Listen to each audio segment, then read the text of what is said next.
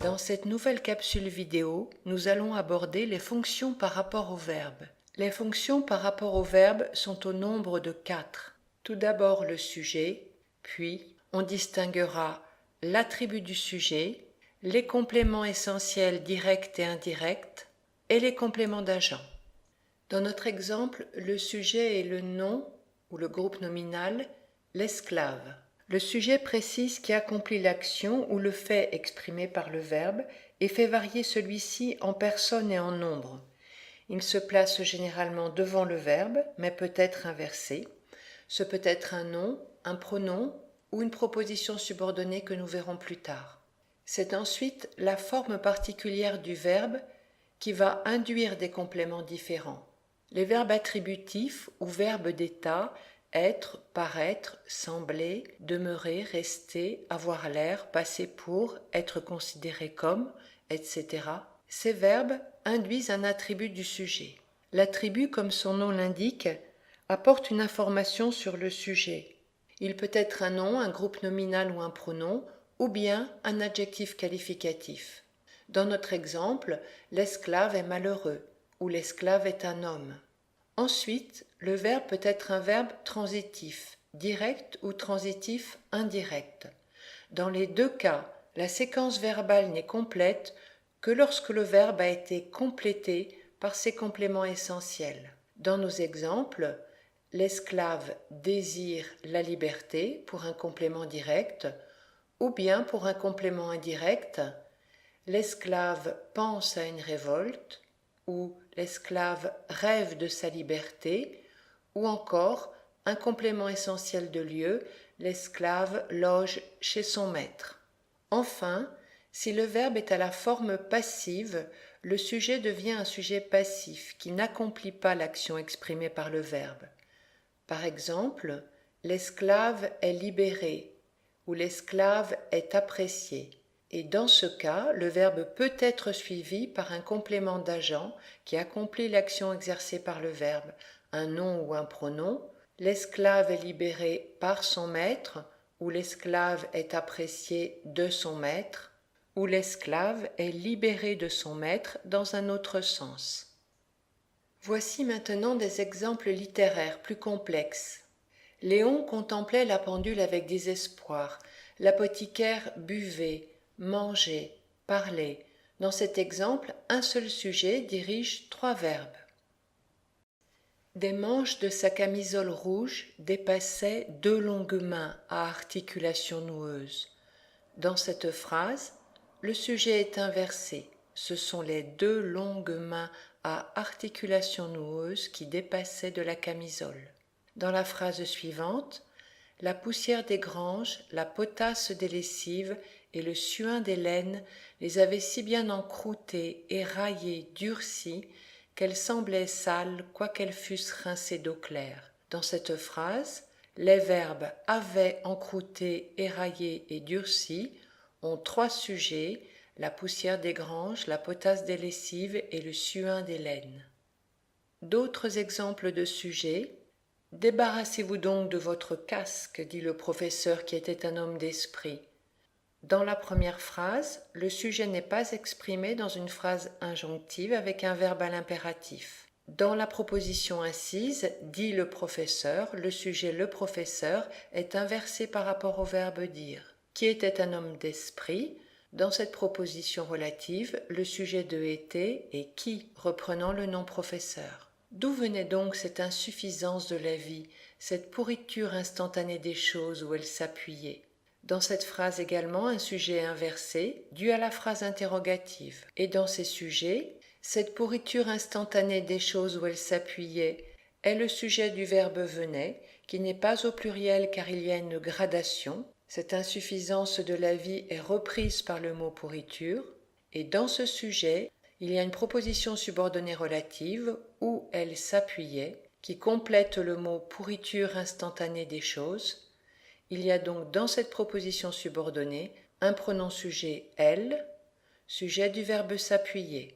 Des exemples littéraires d'attributs du sujet. Elle cherchait encore d'autres raisons pour s'en détacher. Il était incapable d'héroïsme, faible, banal, plus mou qu'une femme, avare d'ailleurs, et pusillanime.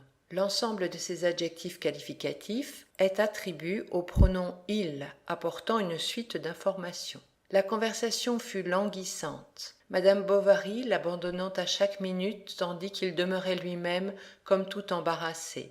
Languissante est l'attribut du sujet la conversation, comme tout embarrassé est l'attribut du sujet il par l'intermédiaire du verbe demeurer.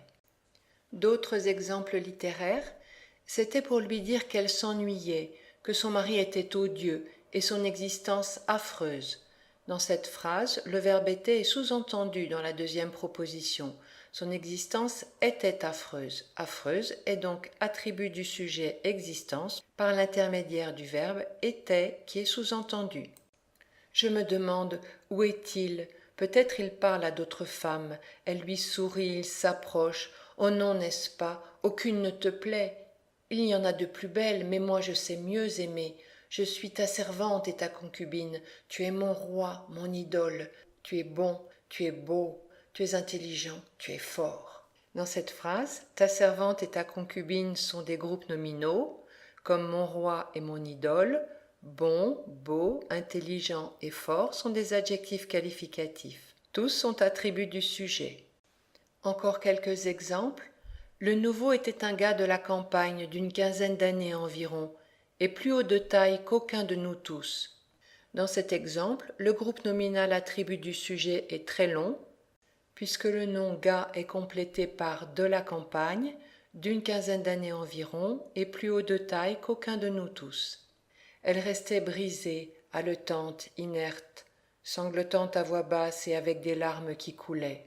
Dans cet exemple, participe passé à valeur d'adjectif et participe présent à valeur d'adjectif s'ajoutent à l'adjectif inerte. Ils sont tous attributs du sujet elle. Les verbes qui se construisent nécessairement avec un complément essentiel sont les verbes transitifs. Ceux qui n'en ont pas besoin s'appellent les verbes intransitifs. Par exemple, dans cette phrase, des vapeurs s'allongeaient à l'horizon, entre le contour des collines, et d'autres se déchirant, montaient, se perdaient. Les verbes s'allonger, monter et se perdre n'ont pas besoin de complément pour que la phrase ait du sens. Des exemples littéraires de compléments essentiels directs ou indirects. D'abord, ce fut comme un étourdissement. Elle voyait les arbres, les chemins, les fossés, Rodolphe, et elle sentait encore l'étreinte de ses bras, tandis que le feuillage frémissait et que les joncs sifflaient. Il y a deux verbes intransitifs qui n'ont pas besoin de complément direct pour avoir du sens. Le feuillage frémissait, les joncs sifflaient. En revanche, elle voyait ou elle sentait encore n'aurait pas de sens sans leur complément. Elle voyait les arbres, les chemins, les fossés, Rodolphe, et elle sentait encore l'étreinte de ses bras. Les verbes sentir ou voir pourraient être employés dans un sens absolu, qui signifierait j'ai la vue, j'ai la capacité de ressentir, mais dans la signification de regarder et de ressentir, ils ont besoin d'un complément pour que l'action qu'ils expriment ait du sens. C'est vrai, répondit Charles, mais je pensais surtout aux maladies, à la fièvre typhoïde par exemple. Dans cette phrase, le verbe penser est suivi de deux compléments indirects. La préposition à est exprimée dans le groupe nominal à la fièvre typhoïde, mais cette préposition est également présente dans l'article défini contracté aux maladies. Deux exemples de compléments essentiels, parmi ceux que l'on classait avant comme compléments circonstanciels alors qu'on ne peut les soustraire à la phrase sans en altérer le sens. Léon, en effet, logeait chez le pharmacien, un complément de lieu essentiel. C'est ainsi qu'il déboursa 300 francs pour une jambe de bois dont elle jugea convenable de faire cadeau à Hippolyte. 300 francs est un complément essentiel direct de prix. Il répond à la question combien et il ne peut pas être supprimé dans cette phrase.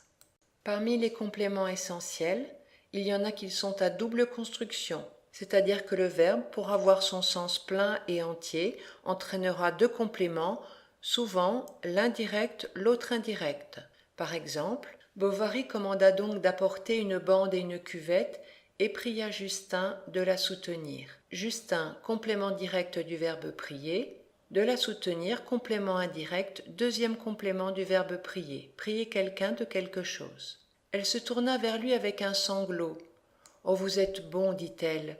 Non, je vous aime, voilà tout, vous n'en doutez pas. Dites-le-moi, un mot, un seul mot. Dites-le-moi est suivi de deux compléments. Le est le complément direct, dire quelque chose. Quant au second complément essentiel, il s'agit de moi, qui est un pronom personnel comportant la préposition à. On dit dire quelque chose à quelqu'un, mais sous forme de pronom, lui ou moi, vous ou nous, la préposition n'est pas exprimée. D'autres exemples à double construction. Madame Bovary, fit Homais, je m'empresse d'aller lui offrir mes hommages. Offrir quelque chose à quelqu'un. Premier complément direct, mes hommages. Second complément, lui, qui est ici un pronom féminin, à elle. Et, comme elle objectait qu'elle n'avait point de cheval, monsieur Rodolphe en offrit un. Dans cet exemple difficile, en et un sont un pronom et un déterminant numéral qui remplacent un cheval. S'il y avait un second complément, il s'agirait de lui. Monsieur Rodolphe lui en offrit un. Enfin, des exemples de compléments d'agents. Toujours les devoirs, je suis assommée de ces mots-là. Ils sont un tas de vieilles ganaches en gilet de flanelle et de bigotes à chaufferette et à chapelet, qui, continuellement, nous chantent aux oreilles le devoir, le devoir. Dans cette phrase, le verbe assommer est employé à la forme passive, le sujet je subit l'action exprimée par le verbe, l'agent de l'action, ce sont ces mots-là. Cependant Emma taisait quantité de ces extravagances, telles que l'envie d'avoir pour l'amener à Rouen un tilbury bleu, attelé d'un cheval anglais et conduit par un groom en bottes à revers. Dans cet exemple, le participe passé attelé est une forme passive, le tilbury bleu est un sujet passif, d'un cheval anglais accomplit l'action du verbe atteler et un groom en bottes à revers accomplit l'action de conduire. Ce sont des compléments d'agents. Pour conclure, reprenons les fonctions essentielles qui sont liées au verbe, le sujet qui dirige le verbe, l'attribut du sujet qui le complète par l'intermédiaire d'un verbe d'état, les compléments transitifs directs ou indirects, compléments essentiels, et les compléments d'agents qui accomplissent l'action d'un verbe à la forme passive.